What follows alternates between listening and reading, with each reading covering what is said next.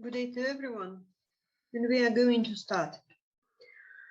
So, today we are going to speak about assimilation, acculturation, mass communication, and sojourning as the main processes in different cultures, historical processes, and inter-influence of cultures on each other. So, in the screen, you may see the official motto of the United States of America. It is in Latin, "A pluribus unum," out of many, one. So, in 1914, a Broadway theater play, The Melting Pot, presented the notion that the United States was becoming a superior society because of its fusion of cultures. So this metaphor became immensely popular, as you know. It was assumed that immigrants would all be assimilated, rapidly absorbed, and blended with mainstream of United States society. And the belief the belief was that immigrants who came to the United States would, within a relatively short period of time, cast aside their European identities, cultures, languages, as they forged or were forced to adopt the loyalties, customs, and language of their new home.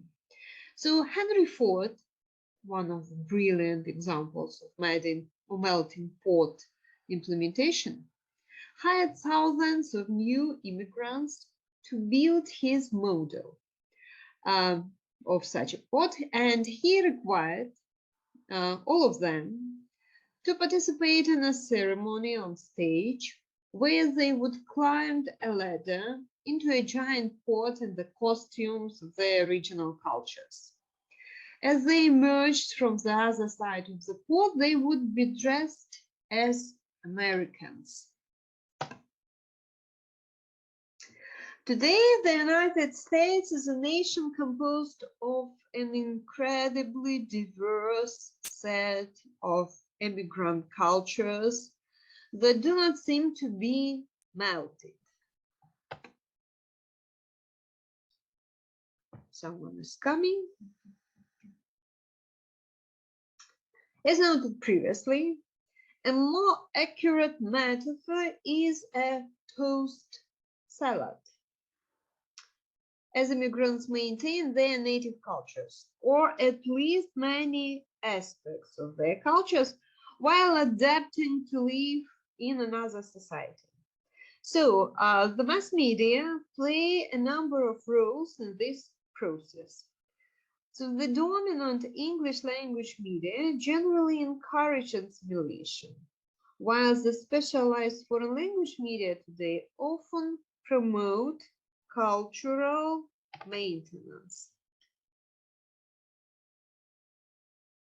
So, assimilation. Just a moment.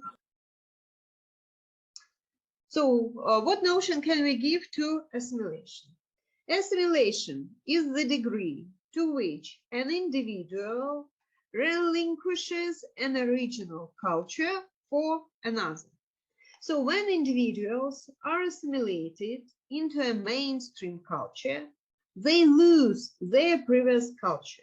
And the assimilation process usually occurs as an immigrant gradually learns the language of the host culture, forms friendship with the network of host nationals, rather than, for example, with his fellow immigrants, becomes increasingly exposed to the mass media of the host nation, and gradually cuts ties and identification with the original homeland.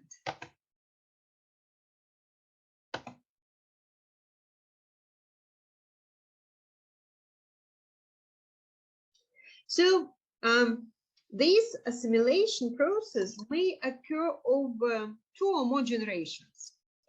Some cultures resist any acculturation into the host society even after many, many generations. Examples in the United States are even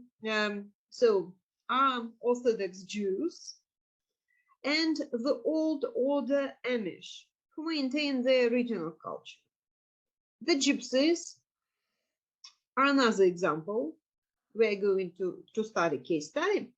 And Native Americans have suffered greatly from attitudes towards strangers and from earlier concerted efforts to bring about their assimilation.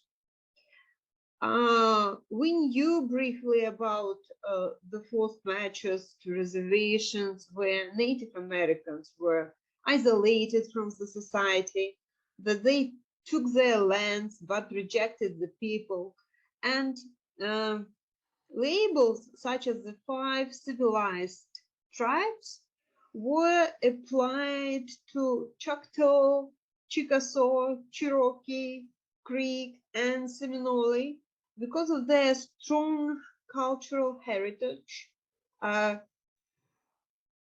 Christian influences, and cooperation with relocation efforts.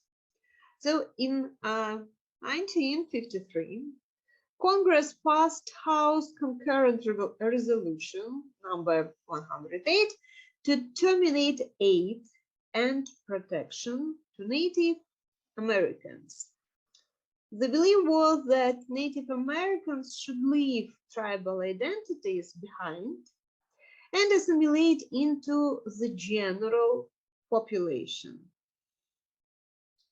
So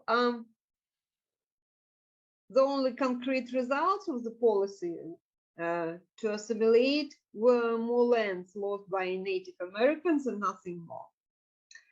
Next comes acculturation. So acculturation is the process through which an individual is socialized into a new culture while retaining many aspects of a previous culture. In contrast to assimilation, the acculturated individual becomes a mixture of 2 or more cultures. So later in this lecture, we will look at the sojourners who often feel like strangers caught between 2 worlds. And the process of acculturation incorporates similar stages as the stranger, for example, modifies some aspects of the original culture, retains others, and adopts some of the norms of the new culture. Acculturation involves a less complete integration of an individual into the host culture that does assimilation.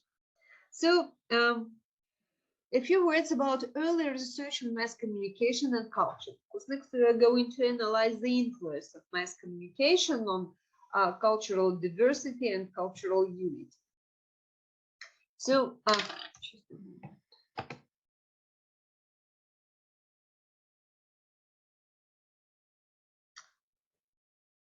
So, mass communication is the exchange of information via mass medium, for instance, radio, television, newspapers, and so forth, from one or a few individuals to an audience of many.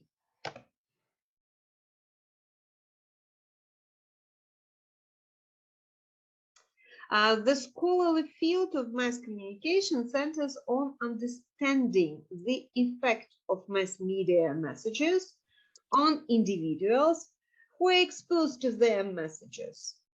Intercultural communication scholars are particularly interested in whether the media help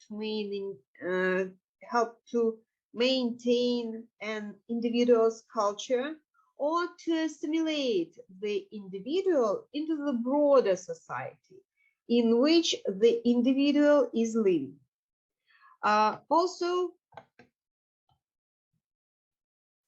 newspapers and magazines had existed for several decades previously, The first mass communication research began in the United States about the time that radio was introduced.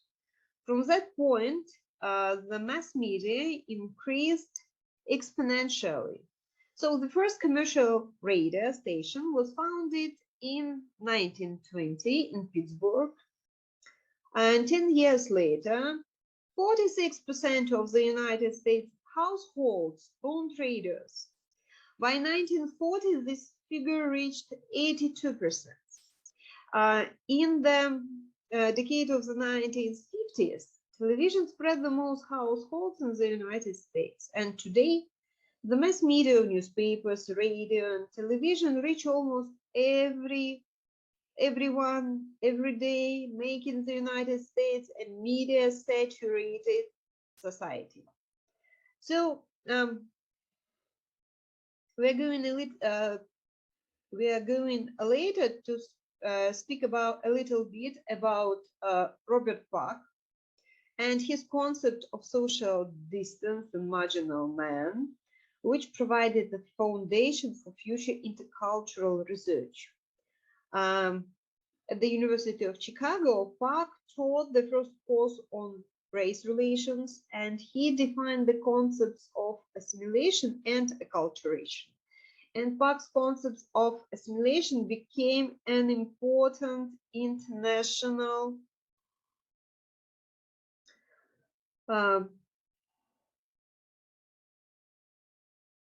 intellectual tools in understanding how and whether one culture dominates and absorbs another. And he also contributed to one of the first research efforts on mass communication. So after the United States entered World War I in the 1970s, the United States government needed to know whether German Americans who had recently immigrated to the United States would be loyal to President Wilson or to Kaiser Wilhelm, and would they engage in sabotage and spread German propaganda. So Robert Park directed the project on the foreign language press in the United States. And the Carnegie Foundation funded 10 studies of immigrants. So Park's books in 1922, The Immigrant Press and Its Control, reported that newspapers in German, Jewish, Polish, Italian, and other languages encouraged loyalty to the United States rather than to the immigrants' original homeland. By aiding the process of immigrant assimilation, the foreign language newspapers contributed to their own eventual demise. In the early years after World War I, the number of foreign language newspapers decreased sharply. A primary factor in the decline was that the emphasis on assimilation at the time meant that the second generation offspring of immigrants' parents rarely learned their parent language. So the newspapers effectively provided a transition between the two cultures, with an emphasis on providing newcomers with the information necessary to establish themselves as members of their new culture. In order to avoid discrimination against them as strangers, immigrants learn the language and assume the culture of the larger group. And the continuum from assimilation to cultural maintenance prior to the 1960s, most immigrants were assimilated, but even then the melting pot metaphor was descriptive only for certain ethnicities. For example, people of color, such as Afro-Americans and Asian Americans, didn't melt into United States society. They were generally excluded from the melting pot and instead maintained their cultural differences. Skin color, in a biological sense, is a minor genetic trait. Socially, it has been treated as anything but minor. More than any other ethnic population in the United States and perhaps in the world, African American have been the victims of negative beliefs and stereotypes. So this is the citation produced by Acquire Internal 1995.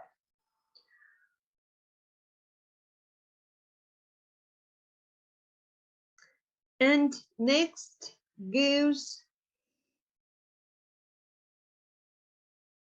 Latino. The Latino people, who now comprises the second largest ethnic group in the United States, offer a prime illustration of the movement away from assimilation to cultural maintenance. So the political consciousness raising events of the 1960s led to the designation Chicano. It denotes the multiple heritages, Native American, Spanish, Mexican, and Anglo-Mexicans in the United States. Using the term Chicano is a declaration of independence. Diego Vigil writes, the term Chicana implies pride in the background of many and mixed heritages and versatility to widen one's socio-cultural persona. This orientation of national acculturation, in which the dominant culture mode is learned and the native style kept, provides a path away from ethnocentrism. A few words about his illustration. Just a moment. So, the gypsies maintain a distinctive culture and the gypsy. So one of the most successful societies at resisting assimilation, not only in the United States, but throughout the world, is the gypsies. How do they do it? Gypsies lived in almost every country of the world, but little is known about them. The history of the gypsies is a story of cultural survival despite many concerted attempts to destroy their culture. And gypsy is the word used by outsiders, not by the gypsies themselves. Their name comes from the mistaken belief that the gypsies were Egyptians. Others erroneously think that gypsies come from Romania, and indeed the set of moral code that guide gypsy behavior is called the Romania by gypsies. So actually, the language of the gypsies, called Romani, is closely related to Hindi and Sanskrit. It is certain that the gypsies originated in India. Presumably, the gypsies left India 12 centuries ago and have since lived a life of almost constant travel. Such traveling is a key part of gypsy culture and is one means of avoiding assimilation in the culture in which they reside. Most gypsies believe that they were healthy when they were traveling continuously. And those who are now settled feel their lack of travel is why they become sickly. So the gypsy means of coping with an illness is to travel and thus to outrun the inauspiciousness of non-gypsy diseases. Prior to the World War II, many gypsies traveled in Europe, and Hitler considered them subhuman and put 500,000 gypsies to death in the Holocaust. Today, 8 million of the 12 million gypsies in the world live in Europe. About 1 million gypsies live in the United States, where they practice fortune telling, sell used cars, and engage in a variety of other occupations. So most of them are illiterate. Gypsies prefer not to have contact with non-gypsies, whom they view with contempt. This strong ethnocentrism is a fundamental reason for the non-assimilation of gypsies in the United States culture.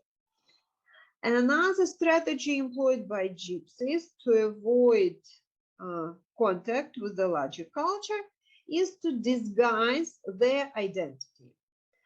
For example, gypsies regularly present multiple identities through using a variety of non-gypsy names and obtaining false records of birth dates, parents, place of birth, occupation, national origin.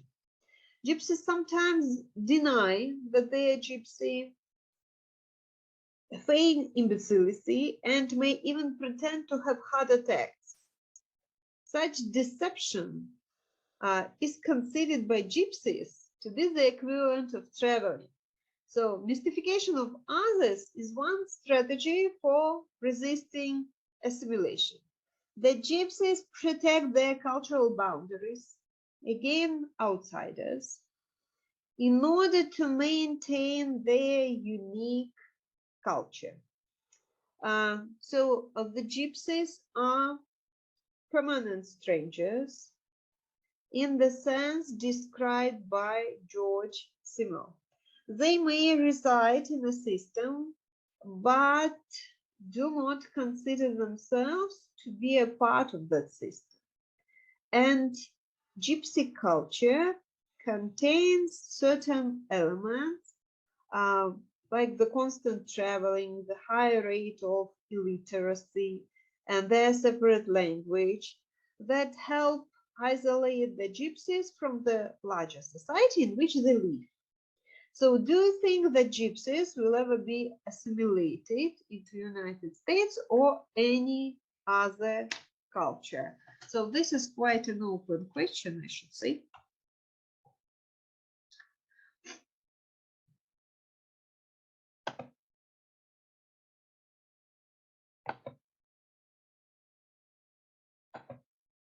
So we have about 4 minutes left.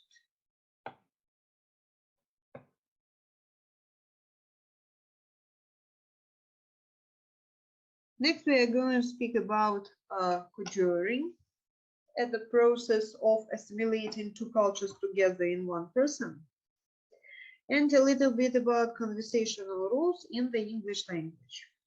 I'm going to stop the demonstration and conference right now and see you during the next period. Please don't be late. We're wasting time just adding people who are late.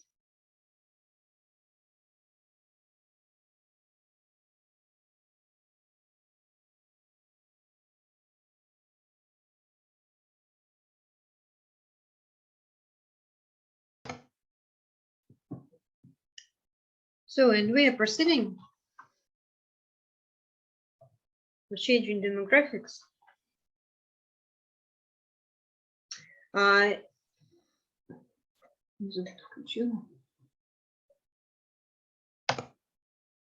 Immigrants to the United States today often maintain their native language and cultural uniqueness.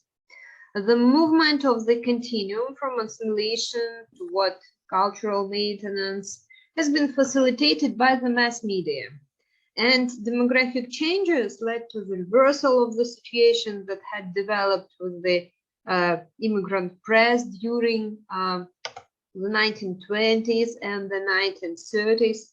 And two scholars of the media and cultural maintainers in the United States stated, rapid and sweeping change in the demographic composition of the United States would force change in the way of in the way the media do business. And the media's approach would shift from seeking to appeal to homogenized mass audience to a strategy of targeting audience segments along racial or other demographic lines. One example of the ethnic segmentation of United States media is provided by the Los Angeles Times, which publishes a Spanish language and a Korean language supplement. In the 1930s, the Los Angeles Times dominated the suburban areas,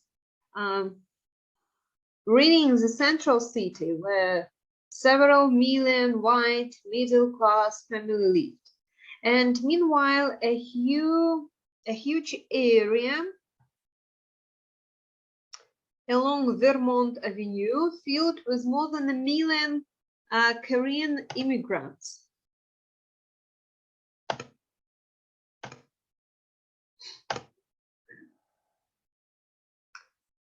So the new information needs of residents of Koreatown were provided by the Korean Times, a newspaper published in English and Korean. Southeastern Los Angeles contained large numbers of Latinos and African Americans. Latinos read Los Angeles Opinion, published in Spanish and specialized in news about Spanish-to-named people. The Los Angeles Times employed few reporters who were culturally able to cover Spanish language news. And the news staff, like the reporters of many other big city papers, were mainly male and pale. In the 1980s, the circulation of the Los Angeles Times was dropping in the central city. The newspaper sales began to look like a donut hollow in the center. So, along with many other urban newspapers, the Los Angeles Times began a concerted effort to employ staff members who were Koreans, Latinos, and African Americans. So,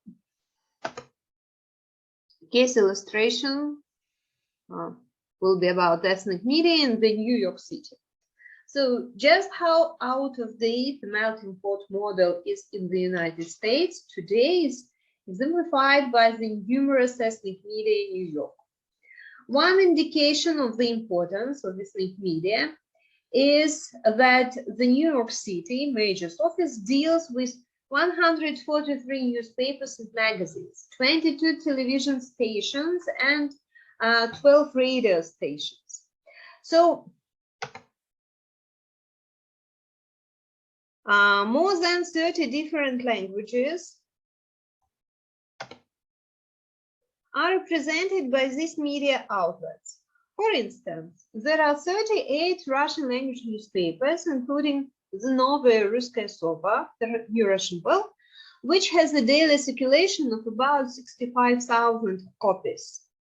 In 1997, this newspaper gave front page coverage to the flap concerning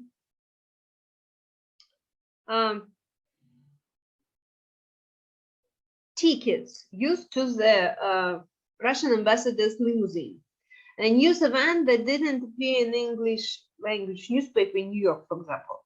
Every weeknight, 500,000 New Yorkers watch the evening television news on one of the 2 Spanish language television stations. In addition, there are 56 Spanish language publications on 5 radio stations. Many New Yorkers regularly buy a newspaper from their native country, which may be Puerto Rico, the Dominican Republic, or the Argentina. In 1997, one of the 3 Chinese daily newspapers in New York reported that Thailand's Vice President, Leo Chan, would have an audience with the Pope. Another of the Chinese newspaper questioned this news, and the dispute evolved. 2 days later, the first newspaper triumphantly carried a front-page photo of the Taiwanese official with the Pope. So the foreign language press in New York carries news of special interest to its audience segments. India abroad and News India Times gave major attention to accusation that the former Pakistani cricket star running for prime minister had a love child. More attention is generally given to news from the subcontinent of Asia than to news events involving Indians, Pakistanis, and Bangladeshis in the United States. What role do you think the foreign language media play in maintaining diverse cultures in New York City and other cities? And next, we are given the role of language in cultural maintenance. Just a moment.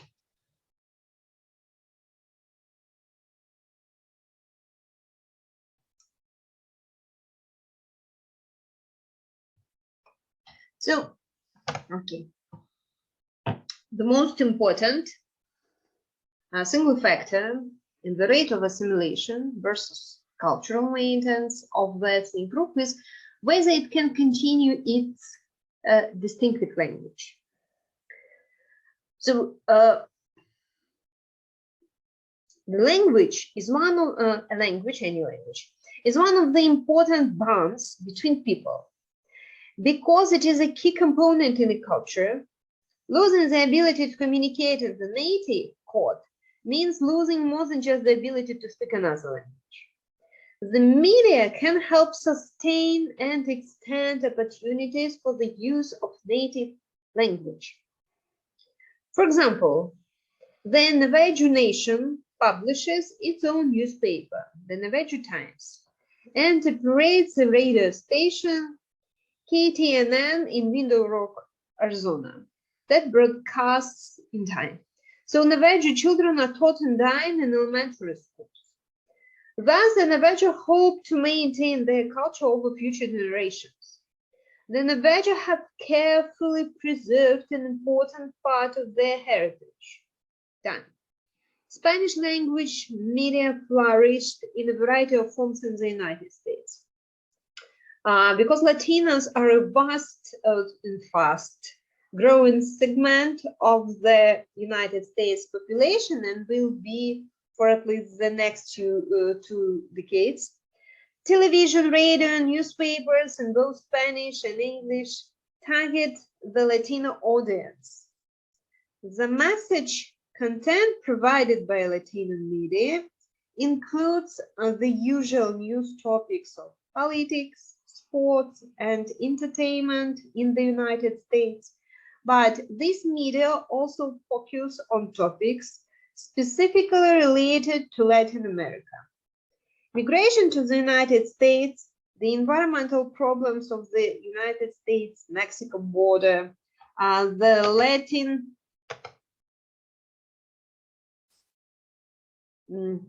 American sports and entertainment news, and the largest Spanish language television network in the United States, Univision, is 25% owned by Televisa, the Mexican television conglomerate. And Televisa produces more than half of the programs that Univision broadcasts from its 600 stations in the United States. And Univision's nightly newscast. Так, Noticiera Univision, I'm not sure about my pronunciation, so sorry, has a regular audience of about 1.2 million viewers.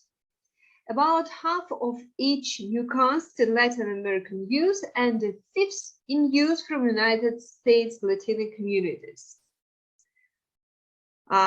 Like the three largest United States television networks, Univision is an audience maximizing, advertiser-supported enterprise that seeks profits by providing a professional, objective account of the news that will appeal to the broadest possible number of people.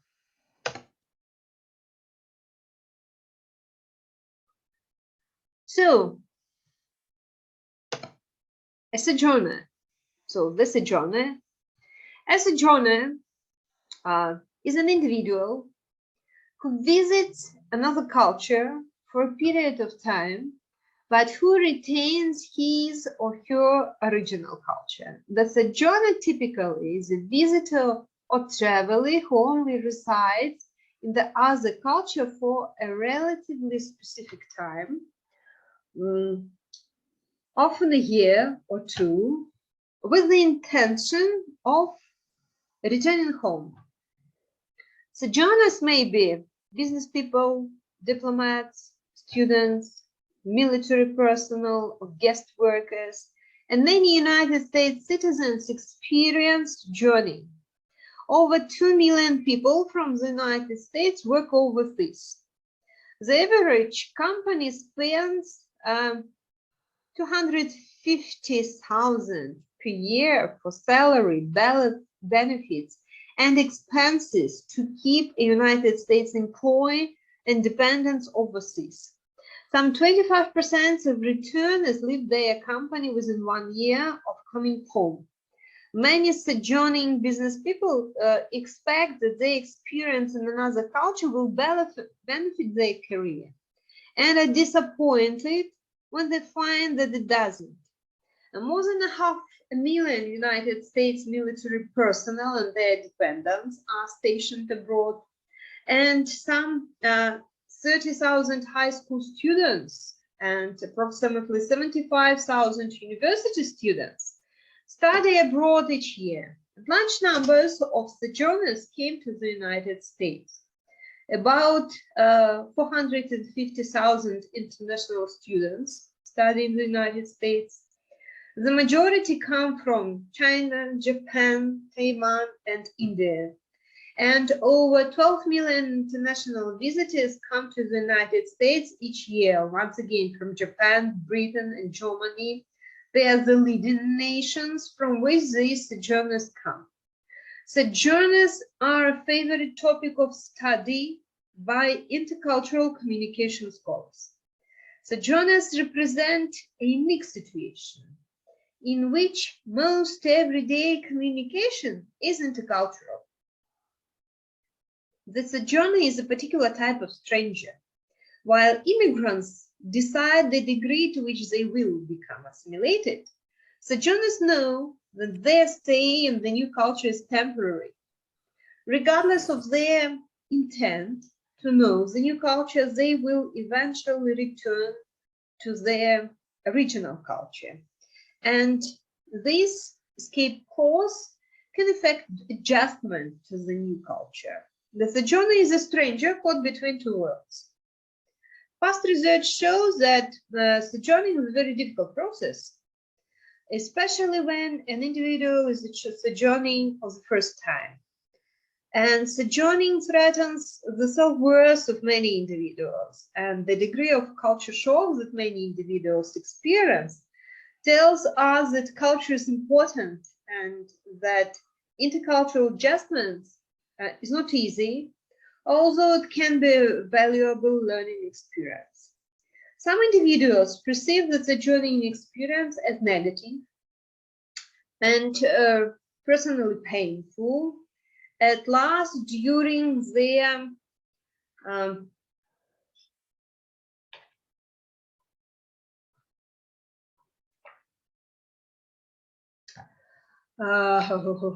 fundamental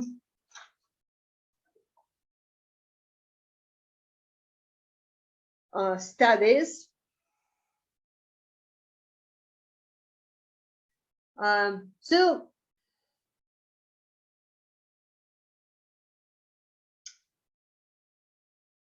However, what can we say? If one has the desire to understand a different culture, sojourning can be an exciting and wonderful event once the period of adjustment passes. And some sojourners thrive on the experience, and sojourning can change one's life by giving a feeling of self-confidence and self-efficiency, a self-control of one's life, and overcoming difficult situations. And many sojourners look back on their intercultural experience as something resembling a profound religious rebirth.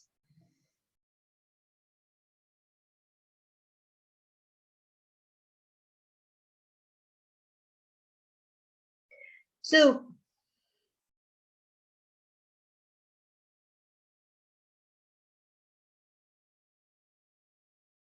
a few words about cultural shock.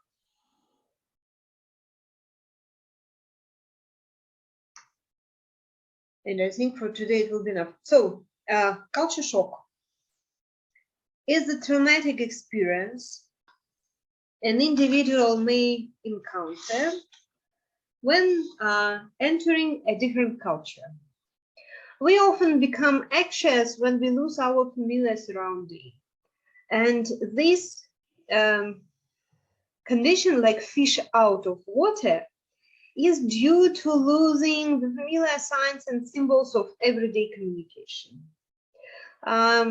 Elwin Toffler, 1970, described culture shock as what happens when one finds oneself in a place where yes may mean no, where a fixed price is negotiable, where to be kept waiting in an outer office is no cause for insult, where laughter may signify anger.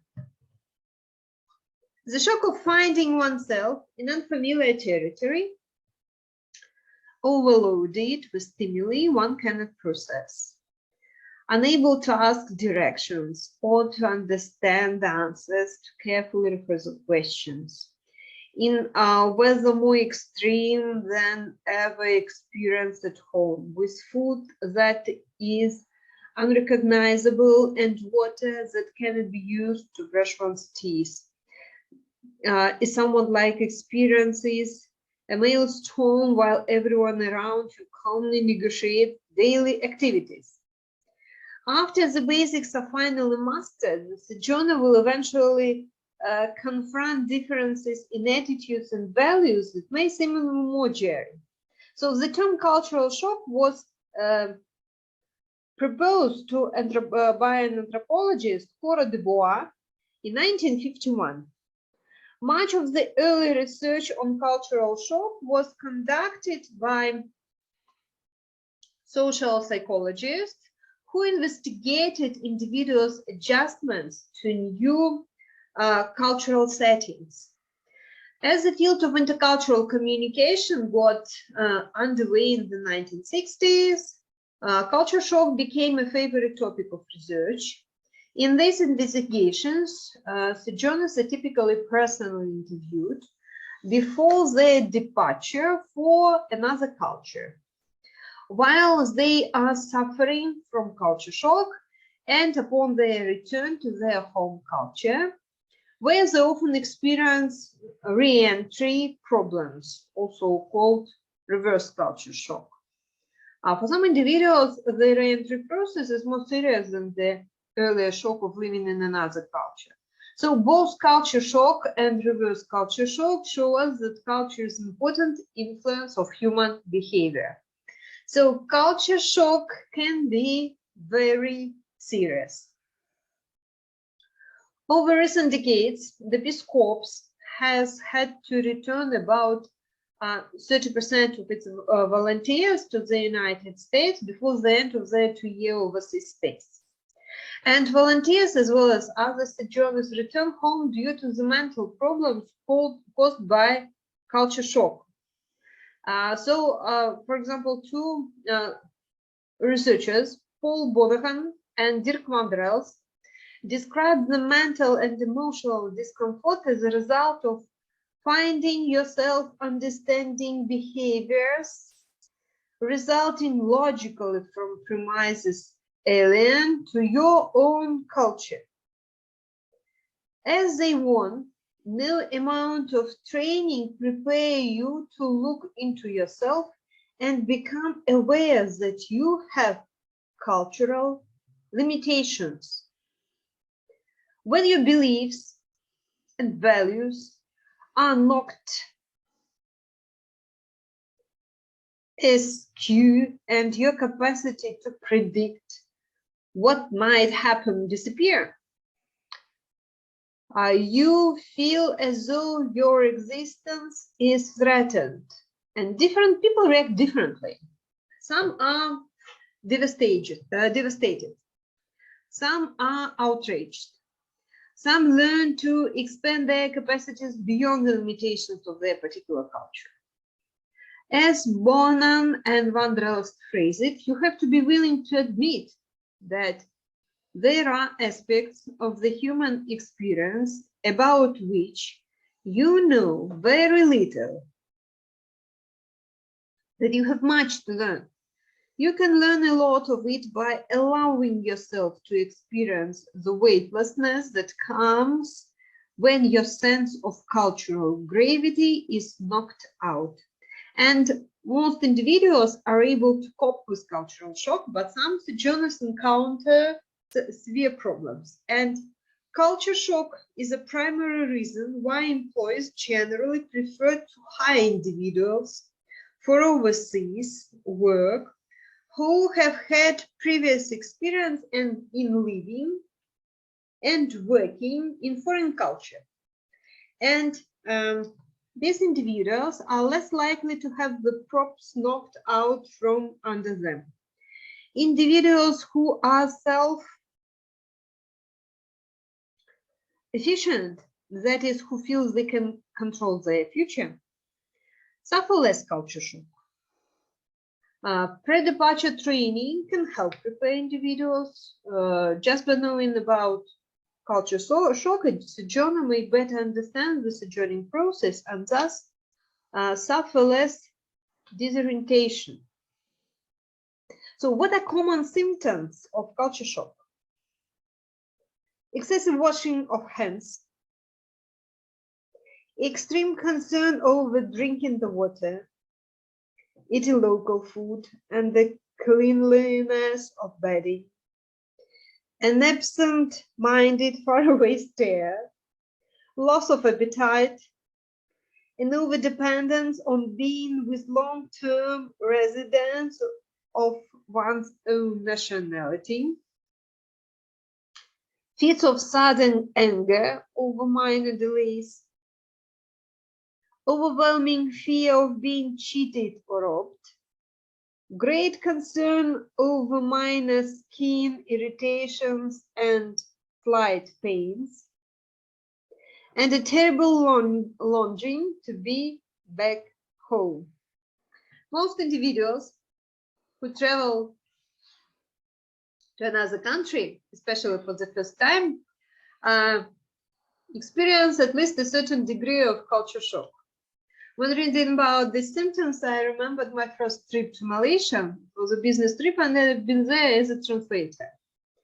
And when speaking about cultural shock, yes, I was greatly concerned over minor skin irritations, slight pains, loss of appetite, yes, extreme concern about drinking the water, except for the fact, in spite of the fact that we've been staying always in the 5-star hotels. And terrible longing to be back home. It's also true. But when in 10 days I returned back home and saw my absolutely bland black city, it was the worst cultural shock, because I returned to the city where for that moment there wasn't electricity for about a week, and we should boil water using wood on the balcony and so on.